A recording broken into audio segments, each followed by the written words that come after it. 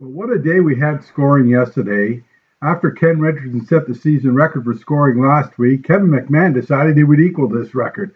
His low net of 27 netted him 26 points and his first among this week's field. His round included 8 pars. The scoring yesterday was phenomenal. 22 players beat the 22 or point mark or better, and 47 players bested the 20-point mark or better. Phil Byrne and Doug Elliott each had 24 points. They were in second place. Unfortunately, they're in the same division, the same flight, and Doug Elliott won the draw and therefore the $25 certificate for a low net in that particular flight. Will Loudon and Jeff Hall won their flights and their certificates as well. Speaking of Will Loudon, he was the top low-gross golfer yesterday, shooting a fine 1 under par 34. His 2 birdie round was very lucrative as it won him a skin and 2 prizes, a hidden partner and low net. However, I got to tell you, I'm a little bit disappointed in the rest of the field. We have not had any really low scores this year.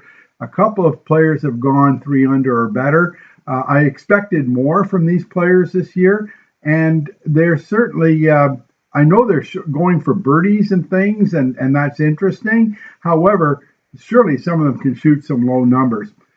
I will be detailing more of this next week on players who are underachieving. Please see the report card for next week on this topic. In the overall standings, Curtis Dancy and Ben Butler share the overall lead at 167 points. Kyle Downey and Angelo Buffoni are tied for second at 164 points. Now, having mentioned this, I want to segue into the midterm report card. I have published on the website the honor roll. These are players who have exceeded expectations this year and have made the honor roll. We've got 4 members. And next week, I'll be highlighting players who haven't applied themselves to their full capability. So look at the website, get a feeling for who the players after week 8 were exceeding expectations. As mentioned before, the scoring yesterday was phenomenal, and that means the team scores were phenomenal. However, Team Alpha took 1 week off, only getting 33 points, and it cost them dearly as Team Bulls took over the overall lead by 3 points with 353 points. Team Bulls had a fine 42-point day and was one of 19 teams to score 40 or more points. We had 3 perfect scores yesterday in team play: Team Yates, Team Ewart, and Team Latteroot. Hard to believe that we're just over a month away until the team playoffs start. In fantasy golf this week, John Henry McDonald, when he doesn't go low, seems to come away with something. Yesterday, his fantasy team scored 64 points out of a possible 66. He chose Jared Coyle, Travis Scott, and Ben Minkus. Travis and Ben each had 22 points. Jared had 20. In the overall lead this week, Derek Martin is taking it over with 488 points. His counters are over Chris Miller and Charles Funk. His counters are Curtis Dancy, Andrew Chanette, and Stu Whiteman. Stay tuned. Got a long way to go in fantasy golf. A reminder for those in match play that your matches are due at the end of July. That would be Saturday. Please get your matches in by then. We're just a few left, but the big problem, of course, is always going to be the 4-man. So get those 4-man matches done. Thank you. Okay, just a few other stats this week. We have in the gross birdie race, Curtis Dancy is setting a pretty good pace with 20 birdies after 9 weeks. The men's league record is 38. And that was done after 22 weeks. So it'll be interesting to see if Curtis can keep this pace up and break that record. That's a very coveted record this year. John Henry McDonald has 16. In the net birdie race, Glenn Cookie has 29 over Ken Richardson with 27. And the gross ringer has not changed. We have 3 players at 27. The net ringer, Ken Richardson, has moved within 2 points of winning the net ringer challenge. He's got 19, and if he gets to 17, he has won. Just take note that the flight categories have changed this week. so that there are an equal number of people in each flight. You can find that on the website. Skins winners. Nobody big winners this week, but we did have some $50 winners. We had in D Skins, Jesse Lachance winning two $50 prizes, so that's $100 for him. And Team Ringer score, we had Team Bowles win that.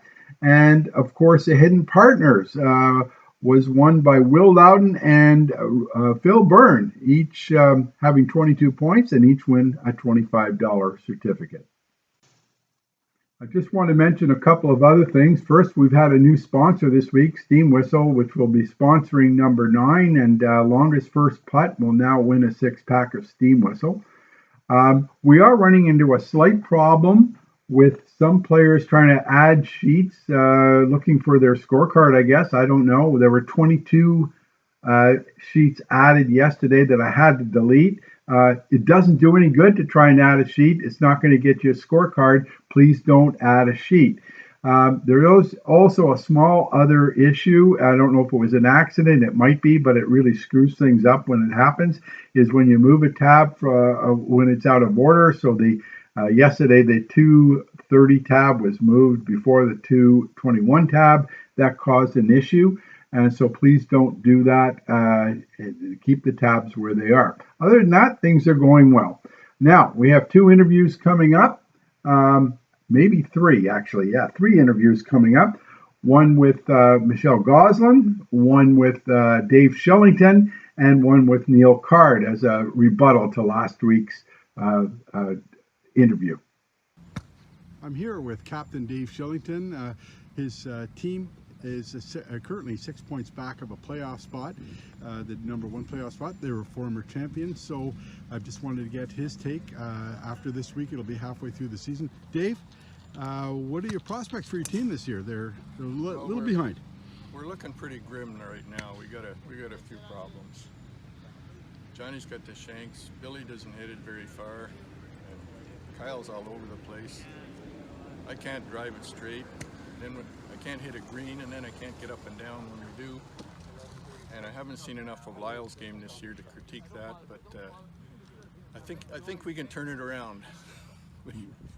Well, what are you hoping for? A miracle, or? No, we're all turning the corner a little bit. Maybe if you'd let us play one game as a scramble, we could put in a good score. Well, we do have the Team Ringer score. You haven't won that either. I'm just wondering, for the rest of this year, your team is kind of turning it around. You're only 6 points back. This is the halfway point, and you start eliminating the bad scores. You haven't had one score in the 40s yet. What do you think your team has to do to get some 40-point scores up there? Well, as I say, I think we got all our bad rounds behind us, and we're going to turn it around. Starting today, we're going to have a good score. Thank you very much, Dave. Good luck. Okay, see ya. Captain Card. Oh, yes. What have you got to say about your team having a little less faith in you? It was an anonymous contributor to that. An anonymous? But yeah. No, I know exactly where that came from. Yeah, exactly. What do you say to that? Have you got an answer to that? I do. I'm here now. I've parred the first hole. I'm on the green in 2. What more could they ask for? You just show up? And he's demanding an appearance fee. Yeah. Anyway, he's not getting it. Thank you, Captain Card. I'm here with Michelle Goslin, the temporary team captain for Ken Watson's team. As you know, Ken Watson did come back this week and has now assumed the captaincy. But, you know, it was well handled by Michelle Goslin. Michelle, what are your feelings on Ken coming back? Well, I tell you, my captain, I'm so happy my captain is back. My game has truly suffered in his absence. I miss his coaching, his constant coaching. And while I was coaching my teammates during this period, my game has really suffered. So I'm looking forward to his return and having my game improve and scoring a lot of points for my team. So hopefully he's going to be helpful to the whole team soon. Well, thank you. Well, your team was doing really well with you at the helm. Do you think they'll suffer a letdown now that Captain Watson is back, because he may not respond to the coaching style that they're used to for your wonderful leadership? I would not talk a bad thing about my captain. Oh, my captain, no way. My captain is so good. No, I would think So you're Kenny is going to do a good job. So you're very loyal to Team Captain Watson. Oh yes, I'm loyal. Well, thank you very much.